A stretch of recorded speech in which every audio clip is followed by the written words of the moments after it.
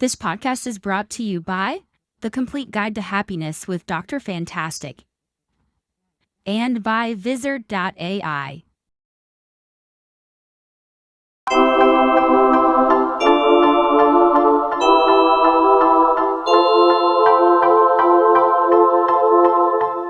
Excuse me.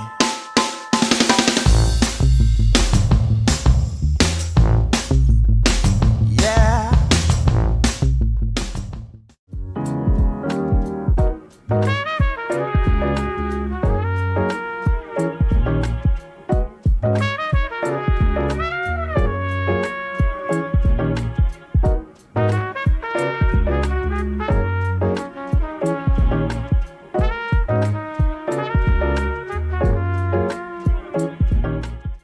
Hi everybody. Welcome to the Party Broadway podcast. Today, we are going to discuss the Tonys with my friend Elijah over here. So without further ado, let's get started. So the Tony Awards, I really enjoyed them. I so enjoyed them. Cynthia Erivo as a host. Oh my god. She killed it. She literally Yeah, I killed love it. Cynthia. Love Cynthia. I mean, just coming off of her stint with the Wicked movie, obviously, and her doing her album and everything. Like, I felt like it was very well aligned and set up perfectly in the way that having her was just kind of fit all the pieces together. And I think this is her first year ever hosting the Yeah. Tony Awards. Is that right? Yep. Very Mhm. cool. Yeah. Loved her opening number. Loved, kind of seeing the little nods that she did and nuances to some of her, overall work and just biography of who she is as a person. And so I thought that was really cool. Yeah, definitely a super, super surprising thing because I didn't even know until this is how bad I am with like following up and actually knowing who's doing what is like I didn't know until about a week ago with one of my friends reached out to me who lives up closer to New York that was like, hey, Cynthia Erivo's like hosting the Tonys. So I was like, oh my gosh, that's absolutely wild. So yeah, super cool that she was able to be there and do that. Yeah. I mean, and she didn't sing anything Wicked, but there were little nods to Wicked. Yes, yeah, Through absolutely. the holding And I think space.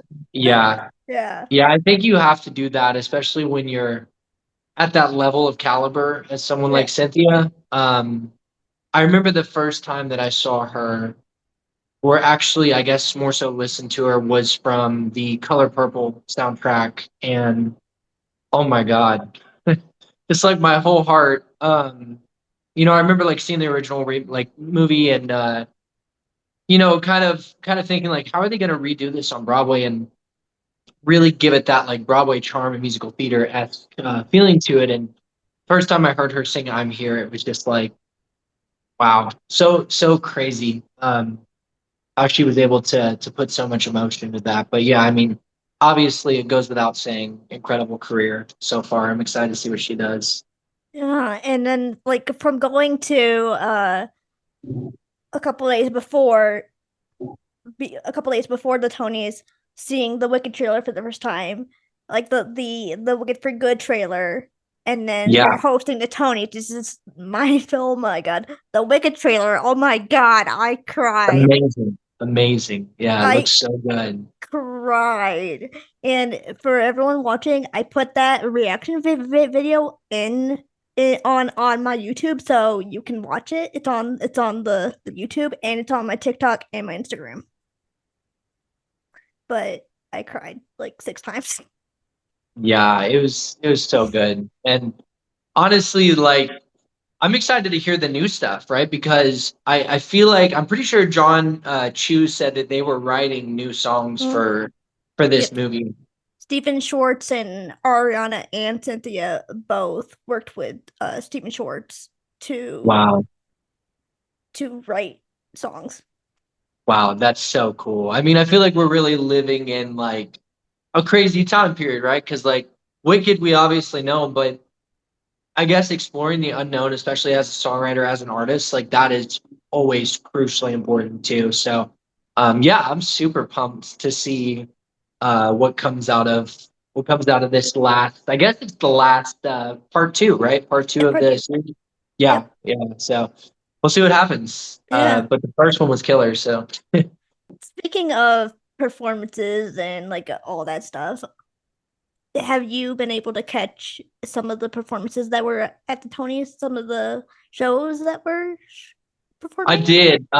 Funny enough, right before we hopped on today, I was actually watching Jeremy's performance and Floyd Collins, and I didn't do a lot of research into that show, to be quite honest with everybody. But what I think is really cool is number one, like it's based in Kentucky, which for those of you who don't know, me and my wife reside here in Louisville, Kentucky, so pretty neat there. But I just didn't realize the story and kind of how crazy that was. And also Jeremy Jordan, like he's one of those people that, through my entire time of really loving Broadway and loving musical theater, and it's stuff that I 100% hope to do someday. But with that being said, like Jeremy Jordan, he's just so vocally acrobatic, and Floyd Collins, it's just nothing short of that. Like the yodeling and different things of that nature. I'm sure it surprised a lot of people, but his performance last night was just so incredible because it's so physically active. I don't think people realize without seeing the show that he's on the floor, he's like climbing in the show. Like there's just so much that vocally you got to really prep for because it's not easy to do anything other than standing or sitting when singing. So yeah, he's just a class act in that regard. Like, I will admit though, because I also have a friend in that show, Allen Krill. I'm friends with Sean Allen Krill from, and I think what maybe you know him from Jagged Little Pill. He was in Jagged Little Pill on Broadway too. Yeah, Um, playing Steve Healy, but he's one of my good friends. I've known him for a while, and I loved hearing Jeremy Jordan, but as soon as in the background I can see Sean, I just kind of tuned out because I'm like, hey, it's my friend. yeah, for sure. Yeah, I mean, just an incredibly talented cast overall. Yeah. Maybe Happy Ending was another one that kind of like blew my mind. I was like, I saw Darren was nominated for the Tony, and I was like, man, that's amazing. Because you have like the actors who have been on Glee, kind of having Yeah. that like 3 year, I think it's like 3 year in a row repeat, if I'm not mistaken. But with that being said, I just didn't know much about that show, and then I started looking into it and kind of diving a little bit deeper into the fabric of that. And yeah, absolutely beautiful storyline. Really, really beautiful love story and things. And I think that we need more shows like that because there's, let's be honest, not enough love to go around in the world. So Yeah. Yeah. super, super happy for him that he won Me too. that award. Yeah. Like that song is so beautiful. Like I did not expect a song about a firefly to make me bawl my eyes out, but I was bawling my eyes out when they were singing that and the Tonys. Yeah, for sure. Yeah, it was so good. Oh my God. And and like after it was, I was like, "Fuck you, Derek! Fuck you, Helen! Made me cry! Fuck you!" Yeah, every now and then, like you need that good ballad, right? Because a Yeah. lot of songs, like everyone always loves to hear, happy songs. Like it makes us happy. We reflect that same emotion, but also like at a certain point, you can't just ignore all the all the other feelings, Mm. the dramatic and like emotional base feelings. So yeah, I think it's really important to incorporate those. And I mean, in my opinion, like that's what makes a really good score in the first place is like being able to have different levels and Mm. mediums of not knowing where the story's going to go from one point to the next. So Yeah. And then the one performance everyone was waiting for, the 10th anniversary Hamilton performance. yeah, Holy shit, man. wow. Yeah. That was incredible. Like everybody was there. Everybody. Yeah.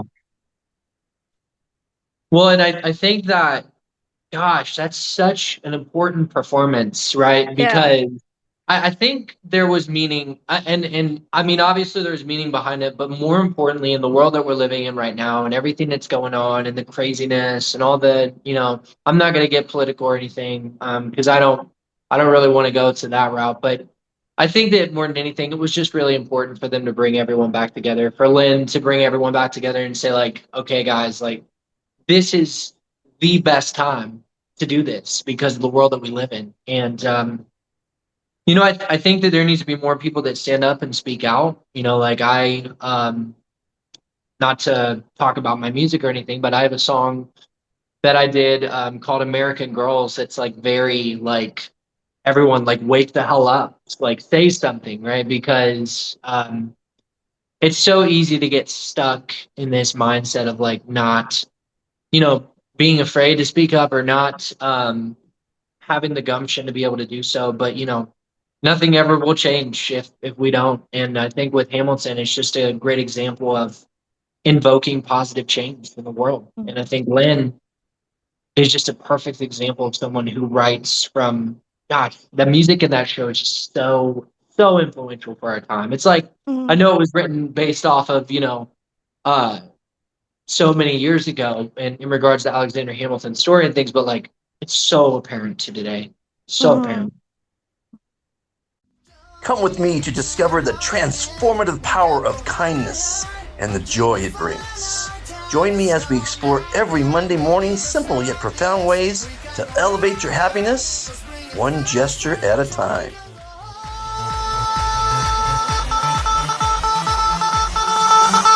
Wow, fantastic, baby. Dance. I'm gonna dance, dance, dance, dance. Fantastic, baby. And this is a teaser for all you guys, but my producer slash editor and my friend and one of our other friends, we're gonna film a Hamilton trial kind of style episode of the podcast because he doesn't like Hamilton. He hates it.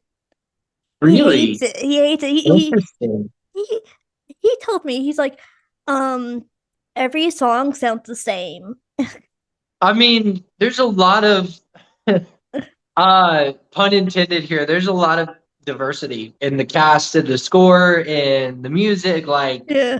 I don't know, everything sounded the same. That's an interesting argument. I mean, granted, like nobody has to like every musical, but Yeah. Like it's gonna be an interesting conversation to hear what he brings to the yeah, to because the like table. he says, and I quote, they use like the same three notes in the music. I'm like, Oh, so what? he's looking at it more from like a Yeah. analytical, Yeah. yeah. Okay, yeah, I understand. I mean, yeah, I feel like at the end of the day, the thing about music though is that there is destination and direction for every single part of what you do and why you Yeah. do it. And Hamilton, a lot of the thing that I noticed with Hamilton when I first saw it, because I'm actually going to see the live production here in Louisville in want to say November. I believe it's coming into town. But the thing about Hamilton is like repeating those same patterns and those same chord structures and arrangement structures, like so important, right? Because it's really saying like we're trying to hammer this point home of, like I said, wake up. Like this is the reality and this is the way that, through history, like we've seen repetition and repeatable processes. And so like understanding how to cope with that a little bit better, I think is why Hamilton's so important. And I mean, one of the most influential musicals of our time, I would say. You're that, Jake? You're wrong. Much love, Jake. Much love, man. I really trust me. At the end of the day, there's some musicals. There's some musicals that I have tried to like them. If it would be prudent to the conversation, I can bring up one of those. God, so fun story about this. So Andrew Lloyd Webber, years ago, I posted a Phantom of the Opera video when he was actually doing like sitting in his home, I believe it was in the United Kingdom, and like playing through the arrangements and having different people sing them and stuff. And he actually responded to the video and said I did a great job, which was freaking crazy, right? It's Andrew Lloyd Webber. Mhm. But I can never. Oh man, I'm so sorry. I could never get behind Cats. I have tried so hard to get behind Cats, Cats. and it just creeps me out. I don't know, like, I mean, I get but it. but maybe it's because the production that I went to, like, they were out in the audience, like in your face, and so I was like, I was like, please back up a couple feet. But you know, everyone's got preferences. Now, when it comes to like Phantom of the Opera, oh my God, I'd literally die for that show. It's one of my The absolute all-time favorite roles. the immersive Phantom of the Opera is coming out soon in New York, and Yeah. I am so excited. A person I follow on TikTok, she went to like the preview, I think it was, and she said Okay, it nice. was like really freaky, Wow. really freaky.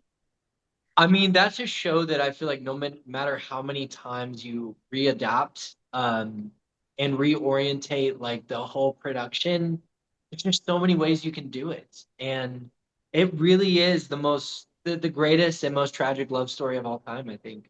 It's just, I don't know, Masquerade when he's kneeling down and singing Mm. Masquerade to the like that just always breaks my heart. Mm. Um, That's what it's called, is Masquerade. That the yeah. immersive, it's called Masquerade, and it has to do Oh, with masks. Yeah. wow.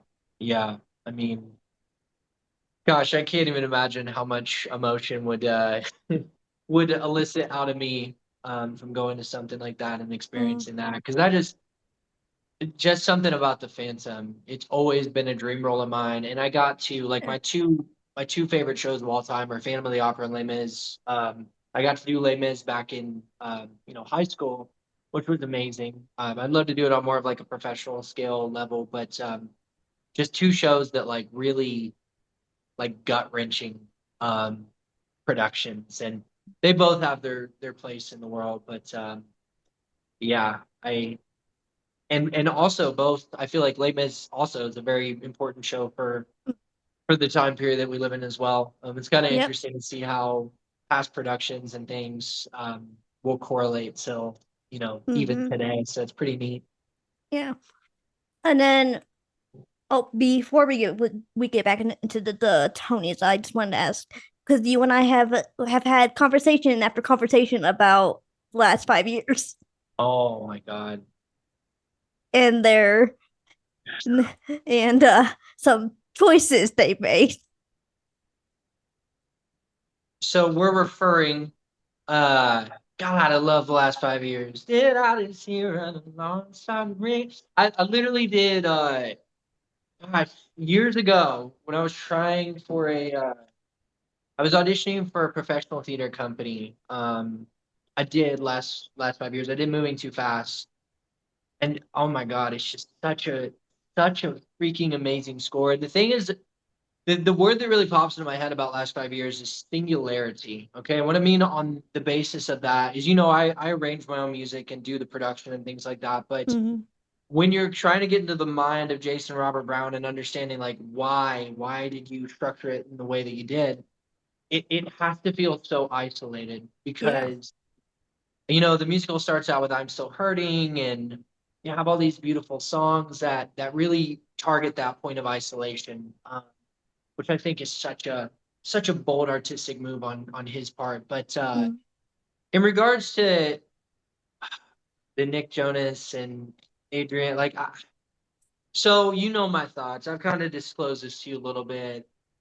Do I think that Nick Jonas is great? I think that he's, you know, do I think that he's an absolutely wonderful performer and he 100% has succeeded on Broadway, no pun intended, with How to Succeed in Business, but um, he's excellent, right? I think in retrospect to that comment, last 5 years is not a show that I would particularly see him in, and not to say, you know, obviously the Broadway casting directors have, you know, they see different things, they have visions and those translate to making bold choices and things. I'm not giving anybody opportunity, giving anybody chance, but to see someone like Jeremy Jordan and Norbert Leo in the role, it really sets a hard standard.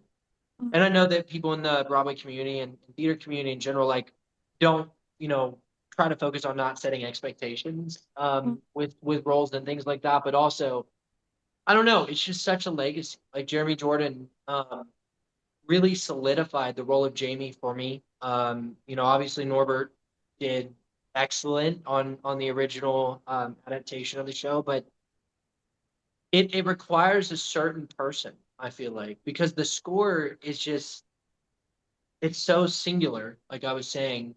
And for a character like Jamie, you have to be able to access all these different points of conflict and emotion and interest. Like you go from, something like I was saying with Moving Too Fast, where he's like very, like, he's just in it. He's young, he's experiencing all these things that come along with life, and then you get like halfway through the show and you get to If I Didn't Believe, and it's like this very completely different transitional state. And now we're seeing Jamie in this very vulnerable state, and then through If I Didn't Believe in You as well, we're seeing Jamie in this like, well, Kathy, like, I want to fight for you, but also I want my career. I have nothing but respect for Nick Jonas. I think that he's absolutely incredible. In regards to the role, not the first choice that I would kind of think about, but I've been proven wrong before.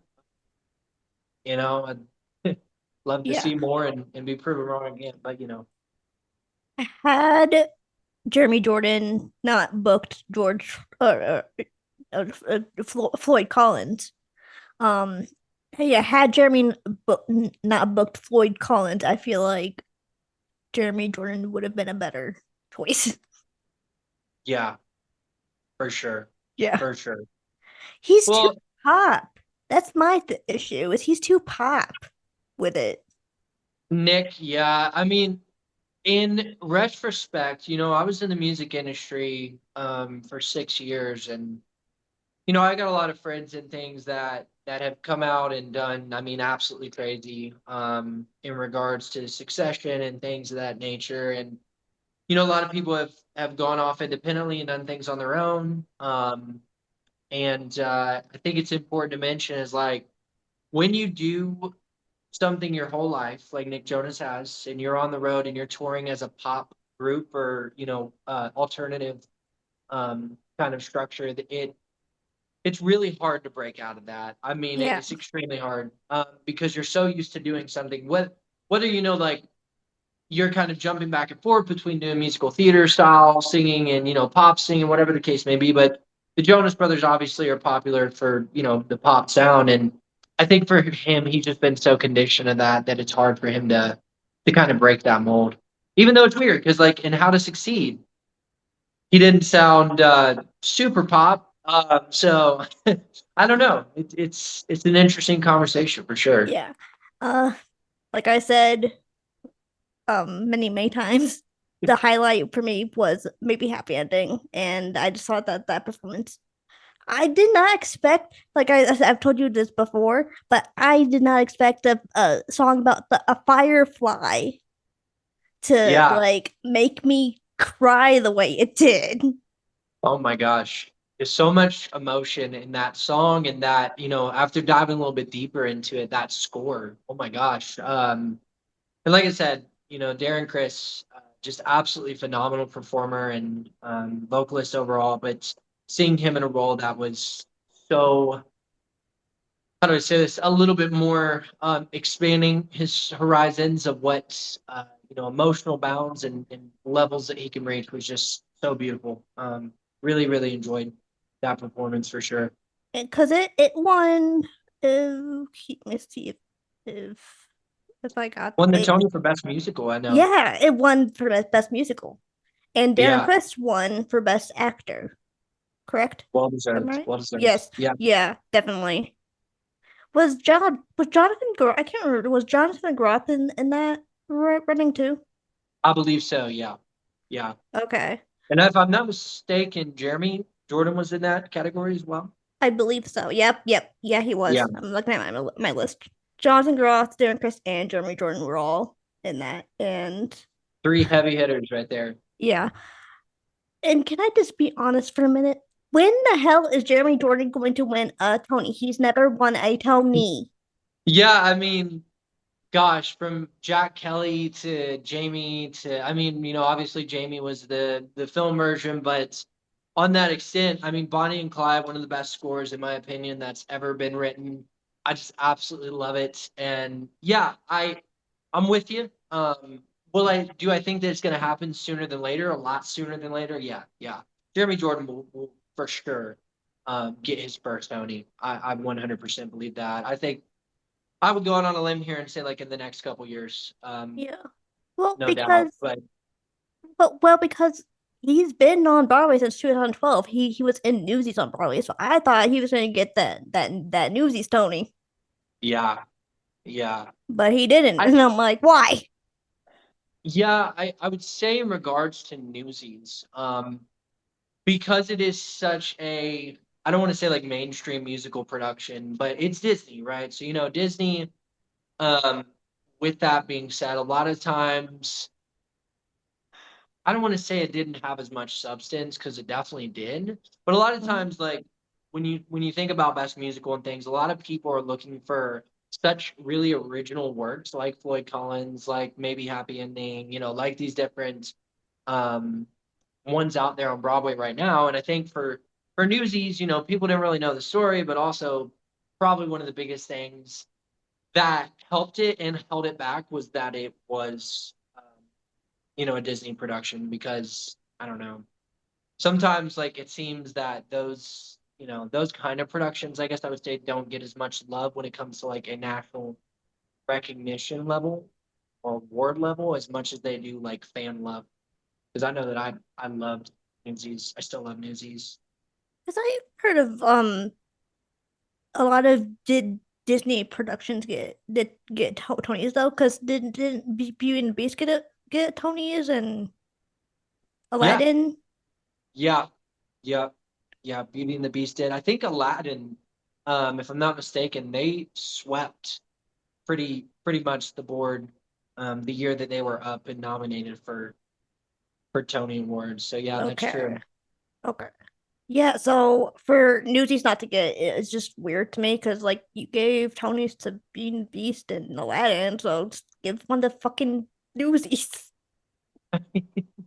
Like what the shit? Literally. I mean, that's yeah.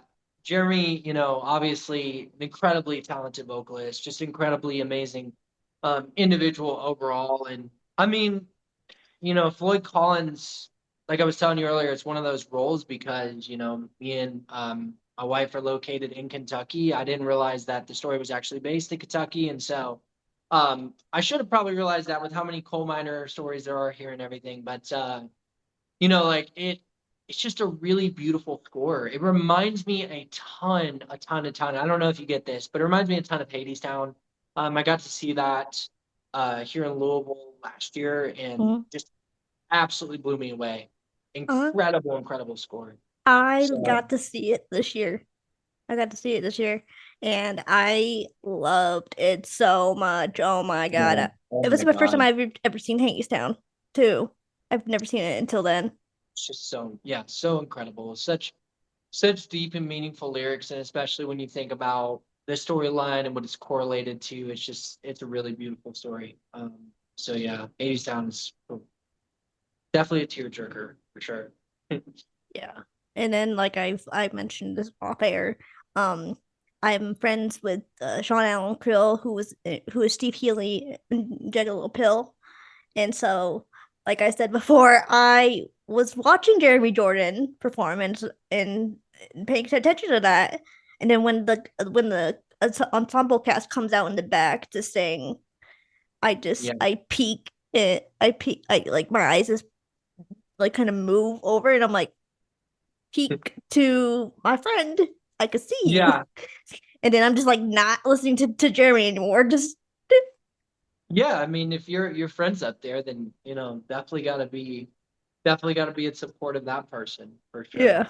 But one I have one critique, one little tiny critique of the Tony Awards. The Death Becomes Her when they performed. I wouldn't have picked that song. Like I get it, like it like the song is called For the Gays. So like I get it because it's Yeah. Pride Month, but also it's just not like the best song because we've heard that so many times on like cast recording and like Mm. on YouTube and just like we've heard it so much. Plus, um, whatever I can't think of her name, her co-star Jennifer.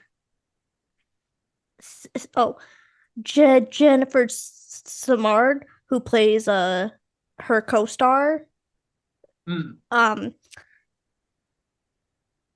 I would have liked to see. I would have liked to seen them both perform together. The song "Hit Me" or something. Yeah. Yeah, Yeah, for because that sure. I song "Hit mean, Me" was fun.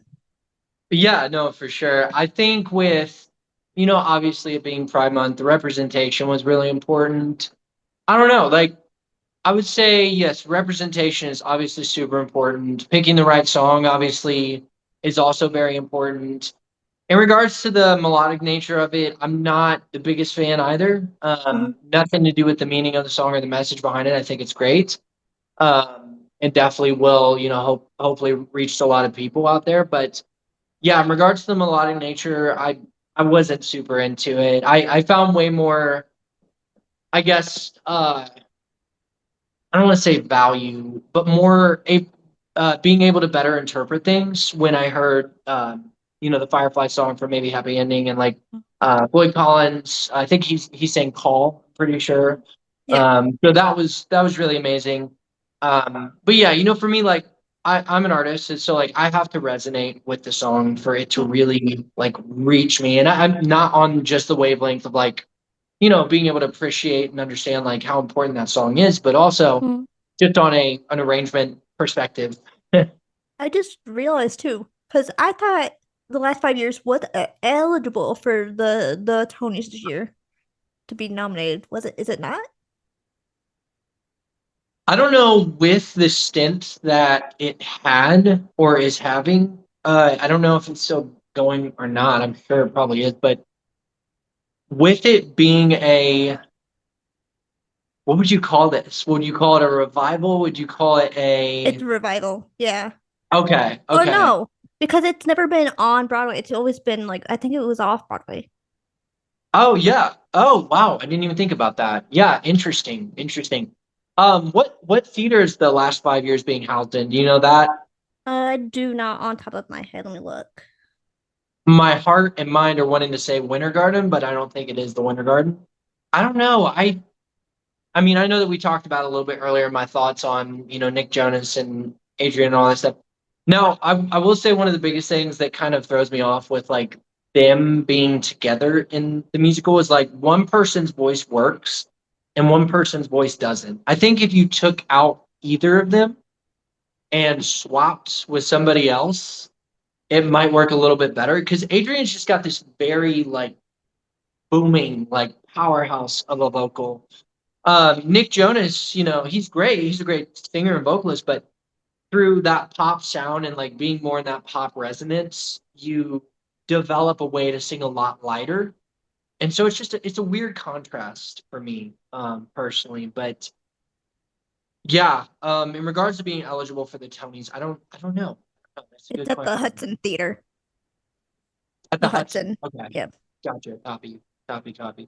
Yeah, I mean, I'd be curious to see it, and kind of dive a little bit deeper into the production aspect of things. But I saw like the playbill.com stuff and Broadway.com, and I don't know. It's one of those things for me that like Jamie is such, like I was telling you earlier, an emotionally captivating, just a level kind of role to where you have to be able to play it at multiple different points Yeah. in your feelings and emotions. And so I don't know if Nick necessarily hit the nail on the head when it came to that, as much as someone like Jeremy did. But at the same He's too point, pop, it's like hard I said because before.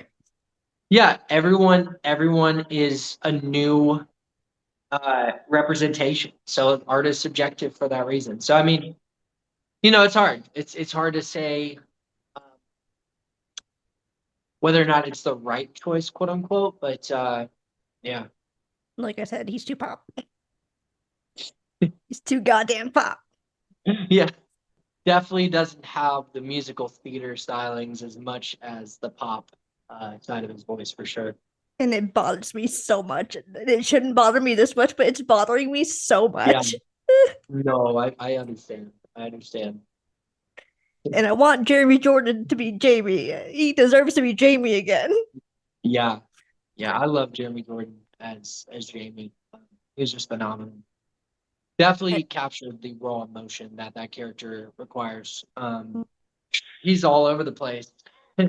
He is all over the place. And like that's always been one of my dream roles. But at the same point, I I really have to like get into a place of like just I don't know, like putting yourself and your needs and wants in front of everybody else. So like that other person that's super important to you. And like for me, that's really hard because I am, married and like for me, like my wife has to come first in that scenario. So like Jamie's one of those characters. It's like, do I think that he loves Kathy?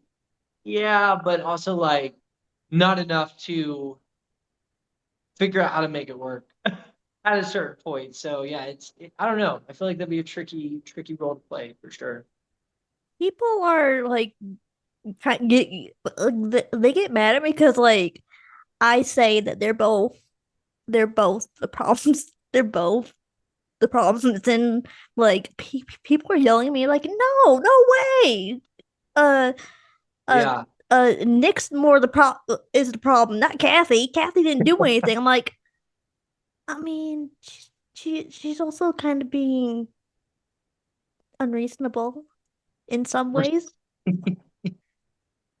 I I I have just my think points. I think it's the contrast for me. Yeah. I just can't do the because like if we're looking at it as more of like a production level, right? When I'm in the studio recording vocals, like you don't want someone who's like super loud and then just super quiet because it throws the dynamics off, right? Like the listener gets very confused by that process. Like if I was always doing that in my records and things, like I would never want anybody to listen because it just doesn't make sense. So I think with a show like that, maybe it's different hearing it on, a live stage setting and things of that nature, but a show like that, like there has to be some kind of conjoined feeling vocally and just overall because these characters, they're together, they're a couple. So it's like I don't know, it's an interesting dynamic. I'll say it that way. I'll say it Yeah. that way. I mean, Audrey Mc, um, uh, or Adrian Warren can't do any wrong though, because she's Adrian Warren. So, Yeah, yeah, for sure. so, but as Incredibly regards to talented. Kathy, to the characters Kathy and Jamie, I think they're both problems. I mean, that's what I think we can agree on is like, and I think what most people will be able to agree on in the podcast right now is like they're both incredibly talented. We're not saying that they're not. It's more so an aspect of just because you're incredibly talented doesn't mean that you'll fit the bill for every role. It's like Jeremy Jordan, as amazing as he is, you know what I mean? Like there are definitely some roles that come to mind that I wouldn't necessarily see him playing just because of whether it's like something to do with age or like vocal range or whatever the case may Yep. be, or timbre of his voice, because Jeremy Jordan has like a very distinct, kind of sound. And Yeah. so, it's like Aaron Tveit. I wouldn't put him in a lot of older person roles because he has a very like bright tenor, you know, um, timbre to his voice. So, Mm. it's not to say that like Nick Jonas isn't talented or Adrian Warren isn't talented. They're both extremely talented. It's just everyone's, not meant for every single role, whatever case that may be. Stop wasting your time on manually editing your videos. The secret AI tool will do the work for you. One of the best things about it is that it gives your video the potential to go viral. Visit this page, sign in, create a project by clicking on this button. Choose a video that you want to use. Click on the AI clip button. Wait for the magic. It is scanning through the video and looking for the parts that has the potential to go viral. Instead of editing the video by yourself, it does the work for you. It even generates headline and captions which fit your video. Another surprise is that they generate video description or social post for you to use. Once done, click Export to post.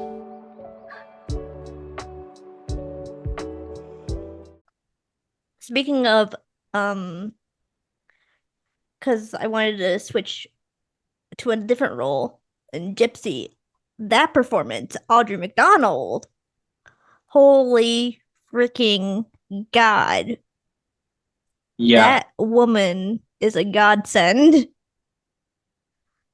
I don't, the thing with experience is it breeds this level of confidence. And I think a lot of people don't realize a lot of times is like, no one's ever going to get on a stage the first time and be absolutely 100% confident, even if you say you don't have any stage fright or whatever the case may be. Like, there's still parts of you that flare anxiety and like gets you in a weird headspace. And so I think for someone like Audra, who's been doing this for such a long time now, she really just exuberates confidence, and she really just absolutely killed that performance. Not only that, but also in that role overall.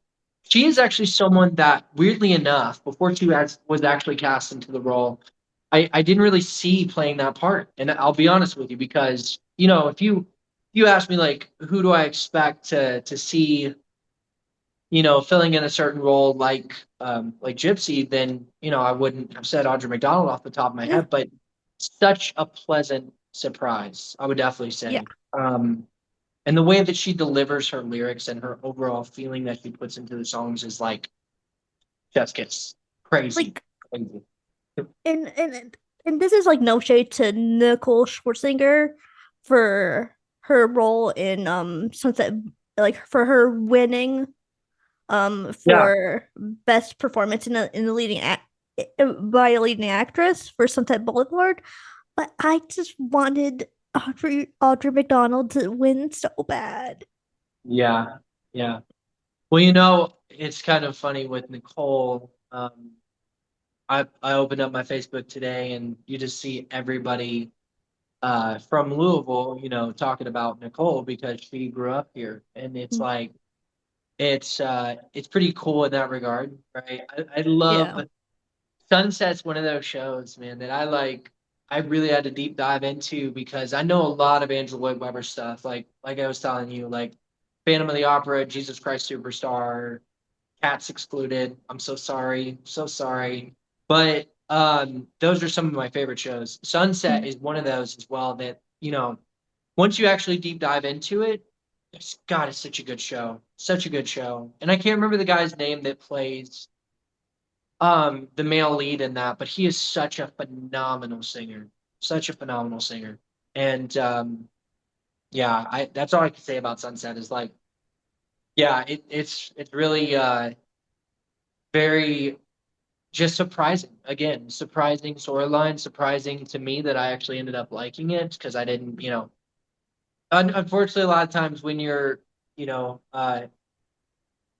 so prone to like listening to Broadway and enjoying musical theater, you kind of get stuck on these certain shows. And it's hard to kind of branch off from that. So maybe Happy Ending and Sunset were like, wow, crazy for me.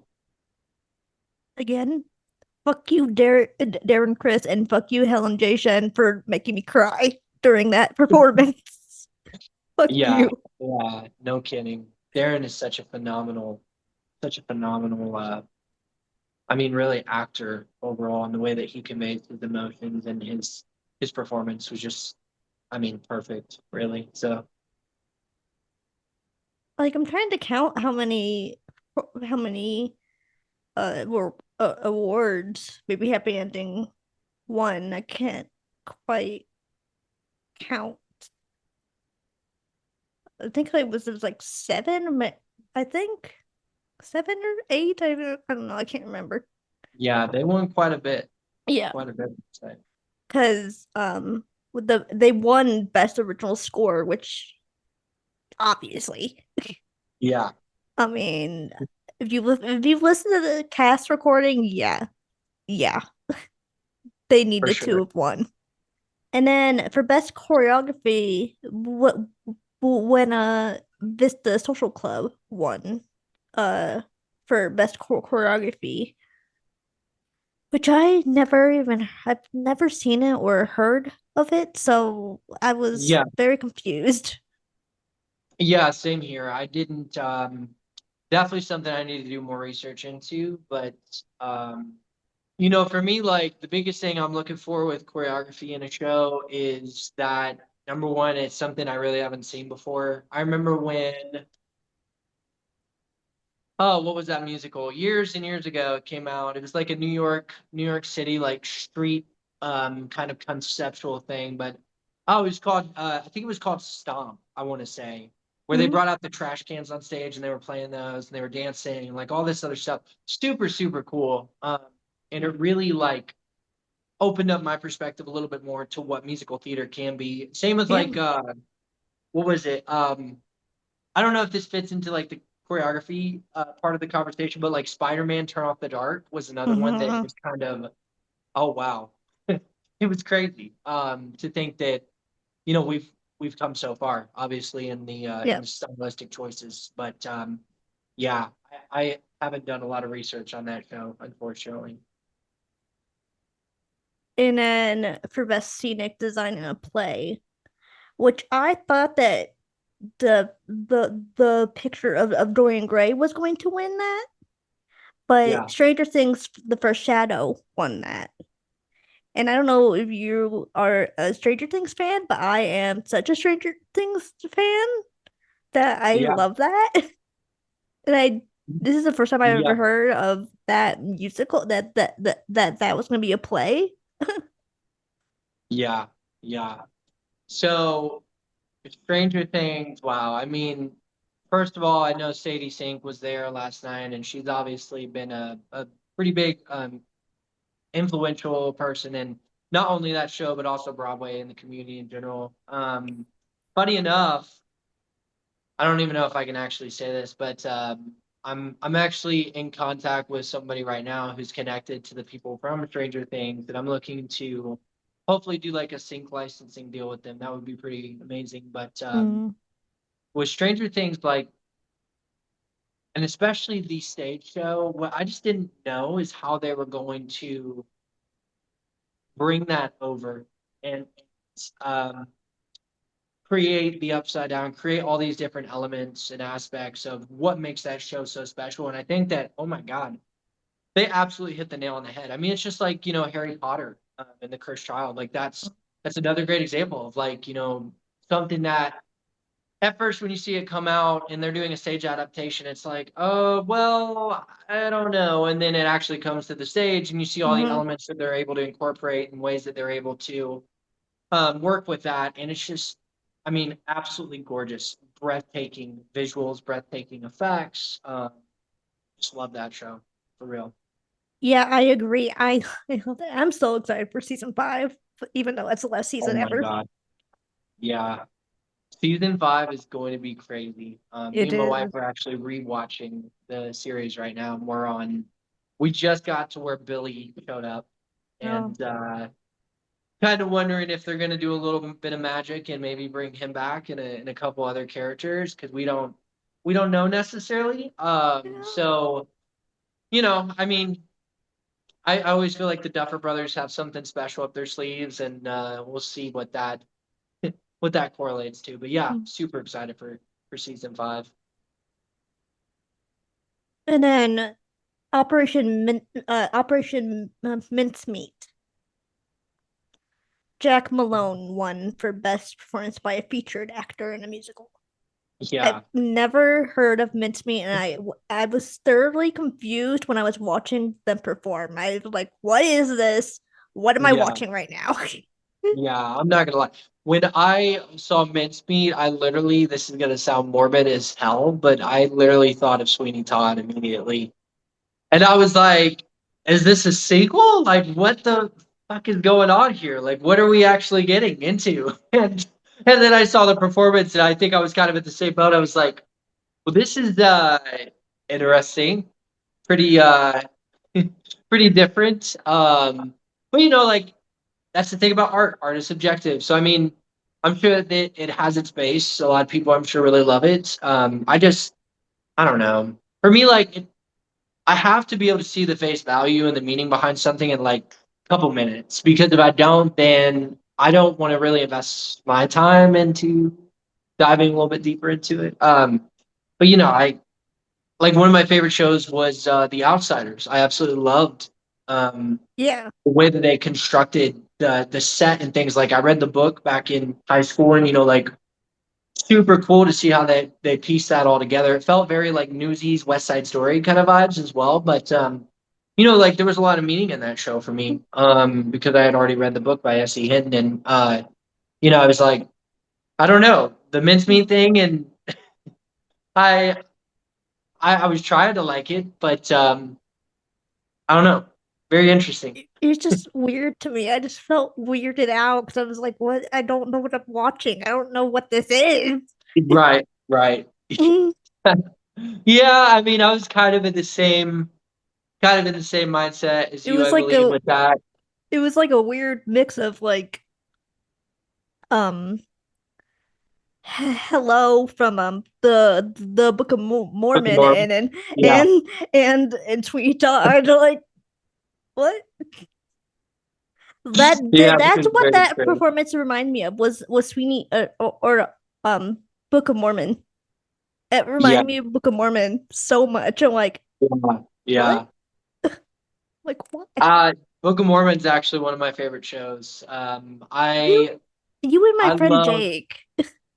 yeah, I love breaking the bounds of like, God, it sounds so terrible, but I love like being, how do I say this respectfully? Like breaking the limits of what we think is suitable and appropriate Yeah. for stage. Yeah, that's the best way to put it. And I think that with the guys from South Park doing it, shout out. I know that you said Jake loves the show. Shout out Jake for loving the show. I'm sure that you probably watch South Park as well, but it's just such a cool satirical thing. I feel like a lot of times we don't get those kind of musicals anymore. I mean, one of my favorites of all time as well is Spamalot. I Yeah. love Young Frankenstein. Like this, oh my God, they're so amazing. Pirates of Penzance was another one that I wanted to Ooh. bring up in conversation because I think that it's super important. Obviously, Ramin is Ramin, and he's one of my favorite Broadway actors. I mean, I think of all time, and especially Yeah. his story about not knowing how to sing and just Mm. getting his first professional role and going straight into a operatic style. I mean, come on, that's insane. That's insane.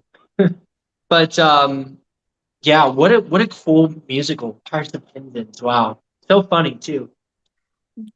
Jax, Monison, I think their name is. Yeah, Yeah. They were great. They were great too. for sure. Yeah. I liked hearing Yeah. them. Yeah. Yeah, I mean it was a really cool performance. I've never honestly seen the Pirates of Penzance before, and so when I saw it on the Tonys, I was like, this is pretty interesting. And then they broke in and I was immediately hooked. So I was like, well, this is definitely something that might want to check out. I think Mm. that that's the thing about the Tonys as well, is it's really like a discovery process. I remember when I first saw Dear Evan Hansen on the Tonys, that wow, such a crazy, crazy show. And I immediately like recognized, how musical theater people are. It's like we hear that one thing that triggers our dopamines in our brain, and we're like, oh my God, I gotta listen to this for every single day for 3 months straight. And that's what Dear Evan Hansen became for me. But I'm a big advocate on helping people obviously through my music, but also understanding like when shows are there to help people like Dear Evan Hansen, it really because it's so I don't want to say it's simple, but it's something completely different to write a show completely at one point of face value. And it's so different to write something that has every level of emotion in it and is really going to help someone who is struggling with things. And Dear Evan Hansen for me, like that was wow, Yeah. crazy, crazy. Oh, I loved your band so bad because the tour came here last year too, and Yeah, oh my god, I loved it so much. I cried amazing, like a amazing million times. show for Um, sure. and then Cole Escola won Best Leading Actor. Yeah, Yeah, that's for huge. Oh Mary, Yeah, that's huge. the I think it's the Mary Todd Lincoln story.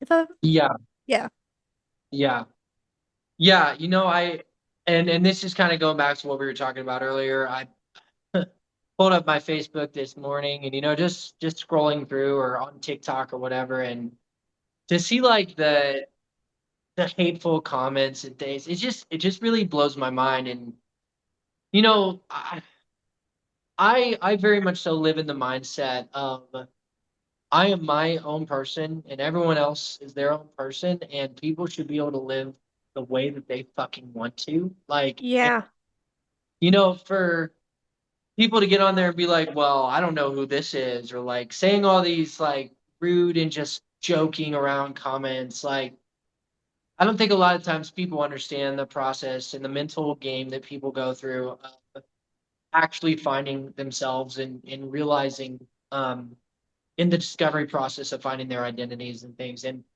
I think that's really important that that happened last night yeah, because number one it shows the world like hey you may not want to listen but if you don't like it doesn't matter because the times are moving forward and that's yeah. that's what it should be and so I was just super proud and I have lots of friends in the community and Mm. I messaged all of them and was like, wow, this is, I mean, super, super crazy. We were talking back and forth about it. And Yeah.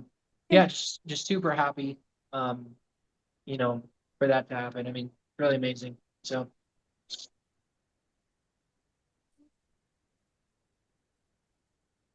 I think Cole was like the first, or no, like the second or third non-binary person to win a Tony, so which is iconic. yeah, wow. Yeah, It's unbelievable. yeah, and for Unbelievable. and so to get for to get that hate that you were talking about is just kind of disgusting to me. Yeah, yeah. I mean, it's like we live in a world, right, where people are afraid of what they don't understand. Mhm. And I think for me, especially growing up in a household, and I'm just going to be honest with you guys, everyone on this podcast, like listening right now, I didn't grow up in a house that believed in any of the things that are going on in the world right now, or the way that people, choose to identify and the way that, people like literally are, and I think when you come out of a situation like that, you really take a broader scope and look at how the world works. And I think more importantly, anything, whether or not you're, a person of faith and spirituality, like I know that at the end of the day, for me, like faith and spirituality stand upon like loving people. And, um, I see so much hate going on in the world. It's crazy. It's like unbelievable. So, I say good fucking job. Like that's, that's my mindset with it. And, you know, I, I try to treat every single person the exact same. I really do, because you know we're all people, guys. I think that's Yeah, like the most important thing to say in this conversation. Is like we're all people. We're all no one has their shit figured out, but we're all trying to get there. We're all trying to figure out who we are. And I think if anything, um, people that do actually discover themselves and figure that part of the process out is like they are way ahead of the curve. Because there's people out there that I know personally that are not, you know, not even close to having that level of recognition when it comes to their own self and um, who they are and who they identify to be, right? Just personally. I agree. I totally agree. Just leave people alone. Leave people Yeah. alone. Like leave But them to it's not like be you who have to they want. agree with everything, but you've got opinions for that reason, and you've also got this little thing called humility and understanding like don't show your ass on social media just because you think that this person is going to hear these comments and it's going to get back to them. Because I one thing I learned very quickly is like growing up in the household that I did and wanting to pursue something like Broadway or music in general is like I was told all the time like you'll end up on the side of the road, like you'll end up in a bad situation if you keep pursuing this because it's not a realistic expectation of a career. And for me, like growing up, when you're a kid, that's formulating, right? Like you hear that and that sticks in your mind. And so I think that at the end of the day, we need to all shut the fuck up for a second, respectfully, with love, and just understand people and I understand agree. that we are not here to judge. We are here to simply educate ourselves. And whatever form of educating that is, get yourself educated so you don't make the stupid mistake of, you know, saying things that that are just wrong, that are Mhm. just based in faceless value, Yep. or baseless value, I would say. So yeah, I'll get off my soapbox for a second. That's my 2 cents on the Mm. on the conversation. But Well, now that we're back from our PSA. yeah. I mean, simple story, long story short, just love people, guys. Like Yeah. it's such an important thing. Because you also never know how much time you have with people. Respectfully saying that Yep. as well. It's like, so it's so important, so Yep. important. Sarah Snook won for Best Leading Actress for The Pictures of Dorian Gray. Thoughts? Very cool. Yeah, don't. I feel like I don't have enough information on the show to kind of give a I I don't either. unbiased. Well, I mean, even an opinion. um. I was a little disappointed because I wanted Sadie Sink to win so bad because I love her so Yeah. much. Yeah. Yeah, Sadie, I mean, Sadie's just, she's proven time and time again that she's a phenomenal actress. And I think with someone like her, the biggest thing for me is like, God, she's already reached such high levels of success in her own career. And I think, if I'm in her shoes and if I'm at the perspective of what she's thinking, it's more so like, man, like I've done some amazing things. And I think she should be proud of that and overall just understand like, you know, I mean, Mhm. yeah, she's done amazing things. She's really absolutely incredible. Whether it's Stranger Things or whether it's being on Broadway, like whether it's being Annie or whatever the case may be, like she's uh she's I always had a completely place. forgot she was Annie. Oh my god. I Yeah, forgot. yeah, I have that bootleg too, and I completely forgot she was Annie. And oh my god, yeah, she was. Oh my gosh. yeah. I mean, yeah, it's she'll get her time. I'm sure she will. Just like Jeremy Jordan. I mean, both incredible. Just you know, not not to that I guess point of getting a Tony yet, but I definitely feel like it's gonna happen. I'm not trying to out Jeremy Jordan's age, but she's at least young enough to like be able to wait until, for her Tony. Yeah, Like Jeremy Jordan's not old, but he's not exactly young too. right. Yeah, I mean that is definitely part of the conversation. I don't know. It is very interesting that he hasn't gotten one in the entire time that he's been in the community, but I don't know. It's Watch me get an angry email from Jeremy Jordan being like, "You just called me old." I said you're not that old, but you're not that young either. I didn't call you old. I just called you not that old or young or not that young. What do you think about Cara Young in Purpose winning best featured actress in a play? I was after I, did some more research in the show and everything, I felt it was a valid choice for sure. Very strong performance is the word that I would use. Very, you know, very emotionally captivating. I would definitely say, and like in regards to emotions, it doesn't always have to be coming from a place of, being sad or conveying depression or anxiety or whatever the case may be. It can come from the whole spectrum of emotional reach, and I would definitely say that that was well deserved. In regards to the overall material and the performance and everything considered, um, I didn't have any complaints about that, honestly. But I'd love to know your thoughts on it. Honestly, I don't even know if I have thoughts because I've never really heard of this musical or like play or whatever. I've never heard Yeah, of Purpose. yeah, I did have to do a lot more research on it. I love her. I've heard of her. I love her.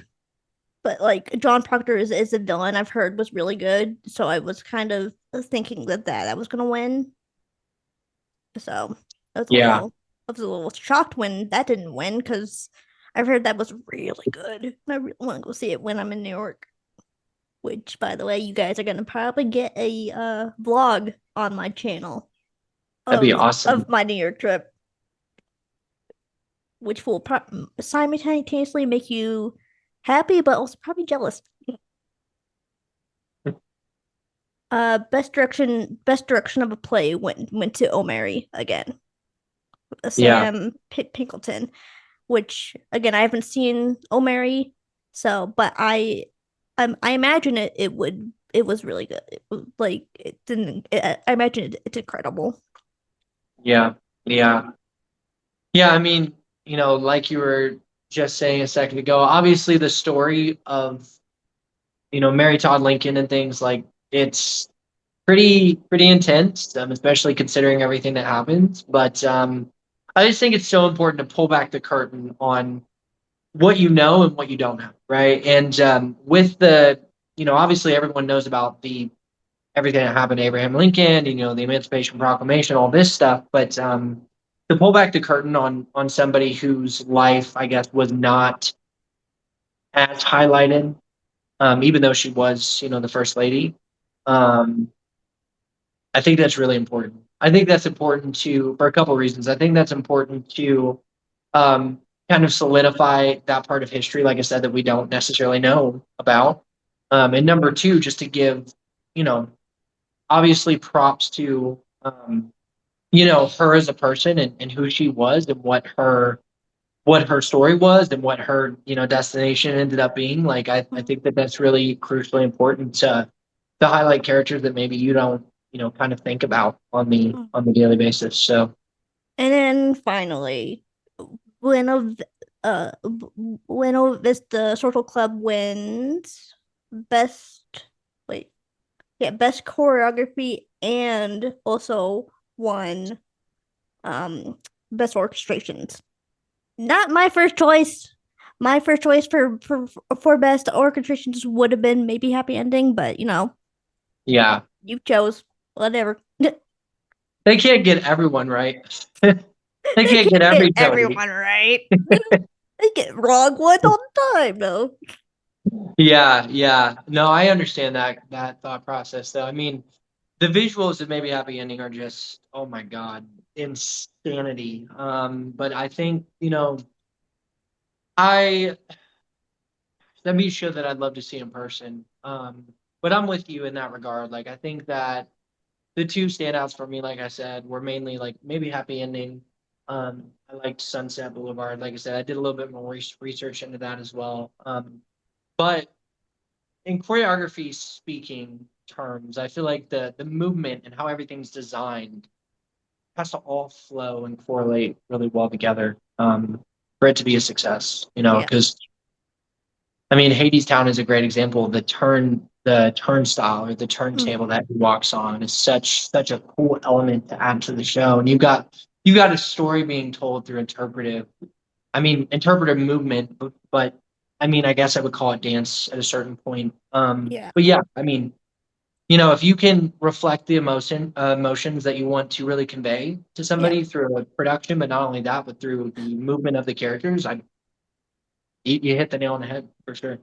I'm a little sad though because my production, because it was a touring production at Hagerstown, they didn't have the turntable, so like I didn't get the turntable thing, and Gotcha. I'm very upset.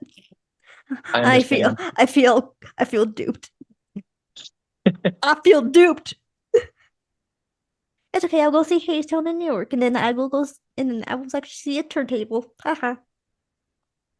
It's probably a bit better There anyway. you go. There you go. That'll be fun. But yeah, so overall, maybe a happy ending swept the Tony Awards, Bravo. Bravo. and Cynthia Erivo killed everything. Yeah. And to have, I don't even know if you noticed this, but she quick changed every single, like after after every single commercial break, she had a different outfit on each time. Yeah. And I Yeah. thought that's incredibly, that's insane. It is. I mean, you know, it just goes to show like her showmanship overall and just her ability to, gosh, just diversify the stage entirely and the Tonys in general. Like, just so it's one of the main reasons why I love her. And, you know, despite her voice and despite her capabilities of just, you know, reaching out and being a beacon to the world, and using her platform for good things. Yeah, I can't think of one complaint on her. But like she did such a good job. So I mean, And I you mean, know, snaps to like the jokes were like joking. yeah, oh yeah, she was really funny. She was so Really funny, funny. honestly. The car, my favorite bit was like when she gave like the Oprah the bag of goodies, and like inside there was a car, and she goes, "You get a car," because that's I did see Oprah's that. Yeah, thing. I did see that. That was Oprah's thing. You get a car. You get a car. You get a car. Yeah, yeah. And so I liked when she was going around and giving the microphone to different yeah. people, Mm-hmm. Aaron Tveit and different people of that nature. It was pretty cool. Aaron debate to show off though. I love Aaron. I love Aaron Gosh. debate, but he's a show off. He was a show off.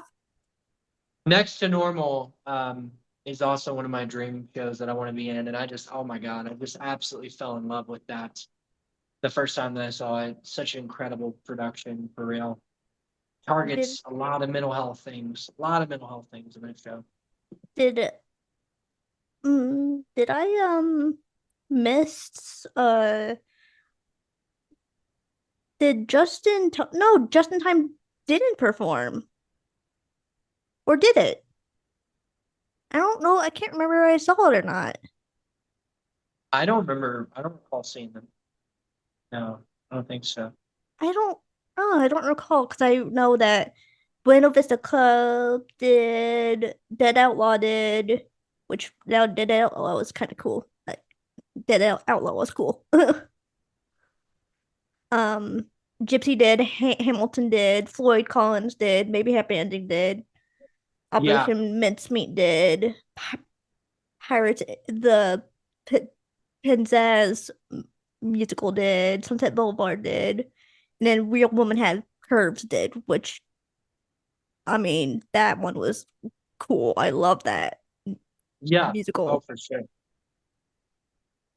I don't even think they won any awards, which is kind of bullshit. I'm kind of mad at that now. I just realized that. You suck, Tony said. Actually no, never mind, you don't suck. I am sorry I said that, Please invite me to Tony's next year. Well, any other final thoughts? I mean, more than anything, like I said, I've just really enjoyed being able to talk to you and, actually being able to come on here and just, kind of share my thoughts in regards to everything last night and hopefully leave some love on the table and understanding for people and things of that nature to maybe open their minds and perspectives a little bit more. But yeah, super grateful to be on here today and just been an absolute pleasure to be able to chat with you and chat with everybody else. So yeah. Well, all right, everybody. I've kept you long enough. Time to get off this Tony stage. You just see the cane come in like, oh, Just right. Right. I should talk to my producer of like to do that bit. Yeah. When he edits this, that should be the final bit after when it ends. That'd be funny. That'd be funny. Also, again, Jake, you're wrong about Hamilton. You're wrong. But anyway, guys, that's all for now. I hope you enjoyed this episode. Please like and subscribe and follow Elijah on everything. I will have all his links down below. And with that being said, we're off, and I will see you Eternal Stars later. Bye, guys.